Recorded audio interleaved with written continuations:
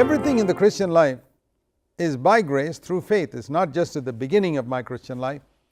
Our entire Christian life, we are to live by grace through faith. కాబట్టి క్రైస్తవ జీవితంలో కేవలం ప్రారంభంలోనే మాత్రమే కాదు, క్రైస్తవ జీవితం అంతా కూడా కృపచేత విశ్వాసం ద్వారా అలానే మనం జీవించాలి.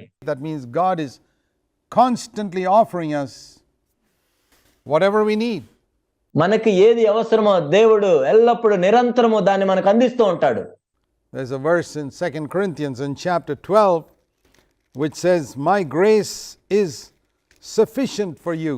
2 కొరింథీ 12లో పౌలుకు దేవుడు ఈ విధంగా చెప్పాడు, నా కృప నీకు చాలును. The Lord told Paul when Paul was facing a particular problem and the problem wasn't removed. God could have removed it, but he did not remove it. It was a sickness that Paul had, most probably. He prayed 3 times that God would heal him, and he was not healed. పౌలు అక్కడ ఒక సమస్యను ఎదుర్కొంటున్నాడు, ఒక రోగం గుండా వెళ్తున్నాడు. పౌలు 3 సార్లు ప్రార్థన చేశాడు, కావాలంటే దేవుడు స్వస్థత ఇచ్చేవాడే. The greatest apostle in the Christian church was not healed. క్రైస్తవ సంఘంలో ఎంతో గొప్ప అపోస్తలుడైన పౌలు కూడా స్వస్థత పొందలేదు. He who had even raised the dead, healed the sick, and cast out demons, మరణించిన వారిని తిరిగి లేపి ఎంతో మందికి స్వస్థతలు కలుగజేసి దయ్యములను వెళ్ళగొట్టిన అపోస్తలుడైన పౌలు was not healed himself. ఆయనకే స్వస్థత రాలేదు. Why did God not heal him? ఎందుకు దేవుడు ఆయనకు స్వస్థతనివ్వలేదు? Because he said, Paul, you're in danger of becoming proud, and proud is worse than any sickness you can ever have. ఎందుకంటే దేవుడు ఈ విధంగా చెప్పాడు, నీవు గర్విష్ఠుడు అయ్యే ప్రమాదం ఉంది. ఆ గర్వం అనేది రోగం కంటే కూడా ఎంతో భయంకరమైనది. Because if you become proud, I have to resist you. That's a law. God resists the proud. ఎందుకంటే నువ్వు ఎప్పుడైతే గర్విష్ఠుడుగా మారతావో నేను నీకు వ్యతిరేకంగా పనిచేస్తాను. అది దేవుని యొక్క నియమం. దేవుడు అహంకారులను ఎదిరిస్తాడు. But I don't want to resist you, Paul. I want to support you. పౌలు, నేను నిన్ను ఎదిరించాలనుకోవట్లేదు, నీకు సహాయం చేయాలనుకుంటున్నాను. But if I can only support people who are humble. కానీ నేను కేవలం దీనులకు మాత్రమే సహాయం చేయగలను. I can give my grace only to people who are humble. కేవలం దీనులకు మాత్రమే నా కృప నేను అనుగ్రహించగలను. But you're in tremendous danger of being proud, Paul, because you've been used so much. పౌలు, నీవు గర్విష్ఠుడయ్యే ఎంతో ప్రమాదంలో ఉన్నావు. ఎందుకంటే నేను నిన్ను ఎంతగానో వాడుకున్నాను. You've planted churches, you raised the dead, you've cast out demons, you've written scripture. నువ్వు అనేక సంఘాలు స్థాపించావు, చనిపోయిన వారిని తిరిగి లేపావు, దయ్యములను వెళ్ళగొట్టావు, లేఖనాలను రాశావు. And you've been taken up to the third heaven. You've seen and heard unspeakable things. నీవు 3వ ఆకాశమునకు కొనిపోబడ్డావు. ఎవరు వచింపలేని చూడలేని మాటలను విన్నావు. And therefore you're in great danger of spiritual pride. And I find the best way to keep you humble is by allowing you to have this sickness permanently till the end of your life. కాబట్టి నువ్వెంతో గర్విష్ఠుడు అయ్యే ప్రమాదంలో ఉన్నావు కాబట్టి నీ జీవితాంతము ఈ జబ్బు ఉండేటట్లు నేను అనుమతిస్తున్నాను. And so you know what he calls it? He calls that sickness a gift of God. కాబట్టి ఆ వ్యాధిని ఆయన ఏమని పిలుస్తున్నాడంటే దేవుని యొక్క వరం. That's what he says. There was given to me. అది నాకు ఇవ్వబడింది. Given to me means a gift. In 2 Corinthians 12 verse 7. 2 కొరింథీ 12:7 మనం చూస్తాం. నాకు ఇవ్వబడింది అంటే అది ఒక వరం లాంటిది, బహుమానం లాంటిది.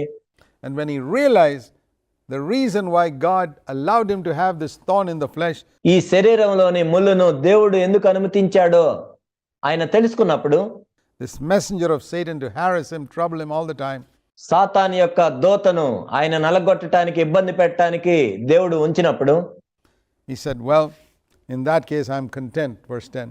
అలా అయితే నేను సంతృప్తి పడి ఉంటాను అని 10వ వచనంలో చెప్తున్నాడు. With weaknesses, with the way people insult me, the way people cause me distress and persecute me, I'm perfectly happy because all these things make me weak, and in my weakness I can experience God's grace. నేను ఎప్పుడు బలహీనుడినో అప్పుడే బలవంతుడు గనుక క్రీస్తు నిమిత్తం నాకు కలిగిన బలహీనతల్లోనూ, నిందల్లోనూ, ఇబ్బందుల్లోనూ, హింసల్లోనూ, ఉపద్రవంలోనూ నేను సంతోషించుచున్నాను. So here it says, my grace is sufficient for you. నా కృప నీకు చాలును అని ఇక్కడ చెప్పబడింది. That means in every situation in life, please listen to this. దాని అర్థం ఏంటంటే జీవితంలోని ప్రతి పరిస్థితిలో కూడా, దయచేసి వినండి దీన్ని, every trial you may face, every temptation you may face, నువ్వు ఎదుర్కొనే ప్రతి శ్రమలో, నువ్వు ఎదుర్కొనే ప్రతి శోధనలో, every difficult situation you may ever face in your life, remember this promise of God. నీ జీవితంలో నువ్వెప్పుడైనా ఎదుర్కోబోయే ప్రతి ఇబ్బందికరమైన పరిస్థితిలో కూడా దేవుని యొక్క ఈ వాగ్దానాన్ని జ్ఞాపకం చేసుకోండి. The check is enough to pay the bill. నీ బిల్లు చెల్లించటానికి ఈ చెక్కు సరిపోతుంది. Whatever the bill is, ఆ బిల్లు ఎంతైనా సరే, my grace is sufficient for you. నా కృప నీకు చాలును. But I need to do something. కానీ అక్కడ నేను ఒకటి చేయాల్సిన అవసరం ఉంది. If I have to pay the bill and my dad is giving me the check, I have to receive it and say thank you. That's by faith. నేను bill చెల్లించాల్సిన అవసరం ఉంది. నా తండ్రి ఏమో నాకు చెక్ ఇస్తున్నాడు, నేను దాన్ని స్వీకరించి కృతజ్ఞతలు తెలియజేయాలి అంతే. So the Christian life is a series of trials, tests, struggles. కాబట్టి క్రైస్తవ జీవితాన్ని మనం చూసినట్లయితే శ్రమలు, శోధనలు, ఇబ్బందులు గుండా వెళ్తూ ఉంటుంది. And in every one of those situations, notice what I said, in every single one of those situations, ఆ పరిస్థితులన్నిటిలో కూడా గమనించండి నేనేం చెప్తున్నానో, ఆ ప్రతి ఒక్క పరిస్థితిలో కూడా God says, my grace is enough for you. దేవుడు ఏం చెప్తున్నాడంటే, నా కృప నీకు చాలును. Here it is, my son, take this check. You need to pay that bill, here's the check. నా కుమారుడా, ఇదిగో చెక్కు తీసుకో, నువ్వు ఆ బిల్లు చెల్లించాలా, తీసుకో. Tomorrow you need to pay another bill, here's the check. రేపు ఇంకో బిల్లు చెల్లించాలా, ఇదిగో చెక్కు దానికి. Grace is sufficient according to your present need. నీ ప్రస్తుత అవసరాన్ని బట్టి నా కృప నీకు సరిపోతుంది. We're not going to be able to live on this earth without facing needs. God allows us to face numerous needs. మనము ఏ అవసరం లేకుండా కూడా, అవసరం లేని పరిస్థితుల్లో ఈ భూమి మీద జీవించలేము. ఎందుకంటే మనకు అనేకమైన అవసరాలు ఉంటాయి. But the purpose of them all is to drive us to Himself, so that we come to Him and say, Lord, this is my bill, give me a check. వాటన్నిటిలో దేవుని యొక్క ఉద్దేశం ఏంటంటే, మనం ఆయన దగ్గరకు వచ్చి, ఓ ప్రభువా, ఇదిగో నా బిల్లు, మీ చెక్ ఇవ్వండి. I need some grace for this particular problem. ఫలానా సమస్యకు నాకు కృప కావాలి. God says, here it is. అప్పుడు దేవుడు చెప్తాడు, ఇదిగో తీసుకో. He never refuses. ఆయన ఎప్పుడు కాదు అని చెప్పడు. Because if I come to Him acknowledging my need, I am humble. Only a humble person will acknowledge his need. ఎందుకంటే నేను దేవుని దగ్గరికి వచ్చి నా అవసరాన్ని చెప్తున్నాను అంటే నేను దీనుణ్ణే. కేవలం దీనులు మాత్రమే వాళ్ళ అవసరాలను చెప్పుకుంటారు. A proud person says, I don't need God, I can handle all that myself. ఒక గర్విష్ఠ ఏం చెప్తా అంటే, నాకు దేవుడే అవసరం లేదు, నా సంగతి నేను చూసుకుంటాను అనుకుంటాడు. But a humble person comes to God and says, God, I can't handle this. కానీ ఒక దీనుడు దేవుని దగ్గరికి వచ్చి, ఓ ప్రభువా, దీన్ని నేను పరిష్కరించుకోలేను. This bill is too much for me. ఓ ప్రభువా, ఈ బిల్లు నాకెంతో పెద్దది. You got to pay it for me. And the Lord says, sure. ఓ ప్రభువా, మీరే దీన్ని చెల్లించాలి అని ప్రభువుకు చెప్పినప్పుడు, నేను తప్పకుండా చెల్లిస్తానంటాడు దేవుడు. Here it is. It's a free gift. I take it. Thank you, Lord. ఇదిగో ఉచితమైన బహుమతి నేను ఇస్తున్నాను అని దేవుడు చెప్పినప్పుడు, నేను దాన్ని స్వీకరించి, ప్రభువా మీకు కృతజ్ఞతలు అని చెప్తాను. The promises of God in Scripture are meant to give us His grace. లేఖనాల్లో దేవుని యొక్క వాగ్దానాలు ఎందుకు ఇవ్వబడ్డాయి అంటే, దేవుని యొక్క కృపను ఆయన మనకు అనుగ్రహించటానికే. So many wonderful promises, but none of them will be mine unless I take them. అనేకమైన అద్భుతమైన వాగ్దానాలు లేఖనాల్లో ఉన్నాయి, కానీ వాటిని నేను స్వీకరించకుండా అందులో ఏది కూడా నాది కాదు. Unless I cash those checks. నేను ఆ చెక్కును మార్చుకొని డబ్బులు చేసుకోవాలి. See, it's like if someone sends you a check and all you do is frame it up and hang it up on the wall, you get nothing. ఎవరైనా నీకు ఒక చెక్కు పంపించినప్పుడు ఆ చెక్కును తీసుకొని నువ్వు ఫ్రేమ్ కట్టించుకొని గోడకి వేలాడదీసినట్లయితే నీ దగ్గర ఏమి ఉండదు. But if you sign your name on the reverse and give it into the bank, you get the entire amount of money. కానీ దాని వెనక పక్క నీ సంతకం పెట్టుకొని నువ్వు బ్యాంకులో వేసినట్లయితే ఆ డబ్బులన్నీ కూడా నీ దగ్గరికి వస్తాయి. That's exactly how God seeks to deal with us. He offers us His promises, but those promises being in the Bible or hanging in our wall don't help us. కాబట్టి దేవుడు మనతో కూడా అలానే వ్యవహరించాలనుకుంటున్నాడు. దేవుడు అనేక వాగ్దానాలు ఇచ్చాడు, కానీ లేఖనాల్లో మనం కేవలం ఆ వాగ్దానాలను మన గోడల మీద వేలాడి తీసుకుంటే ఏమీ జరగదు. I've got to take those promises to the bank of heaven and say, in Jesus' name, I'm cashing this. I say amen to it. ఆ వాగ్దానాలను మనం పరలోకపు బ్యాంకులోకి తీసుకొని వెళ్ళి యేసు నామమున నేను దీన్ని పొందుతున్నానని మనం చెప్పాలి. దానికి ఆమేన్ అని చెప్పాలి. And then I can receive everything. అప్పుడు మాత్రమే సమస్తాన్ని నేను పొందుతాను. Beginning with forgiveness.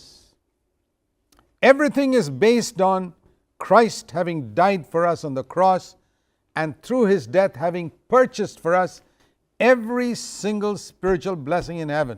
కాబట్టి మనం క్షమాపణ నుండి ప్రారంభమైనట్లయితే సమస్తము కూడా పర సంబంధమైన ప్రతి ఆశీర్వాదం కూడా యేసుక్రీస్తు ప్రభువారు సిలువలో మన కోసం మరణించిన దానిలో నుంచే మనకు లభిస్తుంది. There is no curse for us now. ఇప్పుడు మనం చూసినట్లయితే మనకు ఎటువంటి శాపం లేదు. See, Galatians chapter 3 and verse 13, it says, Christ has redeemed us from the curse of the law. గలతీ 3:13 మనం చూసినట్లయితే క్రీస్తు మనల్ని ధర్మశాస్త్రముకు సంబంధించిన శాపము నుండి విమోచించాడు. Having become a curse for us. And why did he become a curse for us? So that ఆయన మన కోసం శాపమయ్యాడు. ఎందుకు ఆయన మన కోసం శాపమయ్యాడు? in Christ Jesus the blessing of Abraham might come upon us Gentiles. ఎందుకంటే అబ్రహాము పొందిన ఆశీర్వచనము క్రీస్తు యేసు ద్వారా అన్యజనులకైనా మనకు కూడా కలగటానికి. God blessed Abraham 4,000 years ago and told him, listen, I'm going to bless you and make you a blessing to all the families of the earth. 4000 సంవత్సరాల క్రితం మనం చూసినట్లయితే దేవుడు అబ్రహామును ఆశీర్వదించాడు. అబ్రహామును ఆశీర్వదించి ఈ భూమి మీద ఉన్న ప్రతి ఒక్కరిని అబ్రహాము ద్వారా ఆశీర్వదిస్తానని దేవుడు చెప్పాడు. Now it says here that blessing is today for everybody. ఇప్పుడు మనం చూసినట్లయితే ఆ ఆశీర్వాదం అనేది అందరి కోసం. It's not just for that one man, it's for you. కేవలం ఆశీర్వాదం ఆ ఒక్క వ్యక్తి కోసం మాత్రమే కాదు, నీ కోసం కూడా. It's for everybody, and this is why it says here ఇది అందరి కోసం. అందుకే ఇక్కడ ఈ విధంగా రాయబడింది. in Galatians 3:14, God gives us the Holy Spirit. గలతీ 3:14లో మనం చూసినట్లయితే దేవుడు మనకు పరిశుద్ధాత్మను అనుగ్రహించాడు. Through the Holy Spirit, I can receive all of God's blessings. పరిశుద్ధాత్మ ద్వారా దేవుని యొక్క ప్రతి ఆశీర్వాదాన్ని నేను ఈ రోజు పొందుకోగలను. Ephesians 1:3 says he's blessed me with every blessing of the Holy Spirit in the heavenly places in Christ. ఎఫెసీ 1:3లో మనం చూసినట్లయితే పరిశుద్ధాత్మ ద్వారా దేవుడు పరసంబంధమైన ప్రతి ఆశీర్వాదాన్ని క్రీస్తులో సమస్తమును మనకు అనుగ్రహించాడు. I can take it all, and not only take it all, through me those blessings can flow out to others. ఇప్పుడు క్రీస్తులో నేను దాన్ని పొందుకోవటం మాత్రమే కాదు, నా ద్వారా అనేకులు ఆశీర్వదించబడతారు. It all begins with forgiveness. God cleans the channel, cleans the cup, fills it up with his blessing so that I can pour it out to others. ఇదంతా కూడా మొట్టమొదటగా క్షమాపణ పొందటం నుంచి ప్రారంభమవుతుంది. దేవుడు నా పాత్రని శుభ్రం చేస్తాడు, నా మార్గాన్ని శుభ్రం చేస్తాడు, తర్వాత నన్ను నింపుతాడు, నా ద్వారా అనేకులను ఆశీర్వదిస్తాడు. What a wonderful salvation. ఎంత గొప్ప అద్భుతమైన రక్షణో కదా ఇది. And it's open to all, whatever your religion, doesn't matter who you are. ఇది అందరికీ కూడా అందుబాటులో ఉంది. నువ్వు ఏ మతానికి సంబంధించిన వాడివైనా, నువ్వు ఎవరివైనా సరే. We got to humble ourselves and say, Lord, thank you for your gift. మనల్ని మనం తగ్గించుకొని, దేవా నీవిచ్చిన వరాన్ని బట్టి వందనాలు అని మనం స్వీకరించాలి. God bless you. దేవుడు మిమ్మల్ని ఆశీర్వదించును గాక.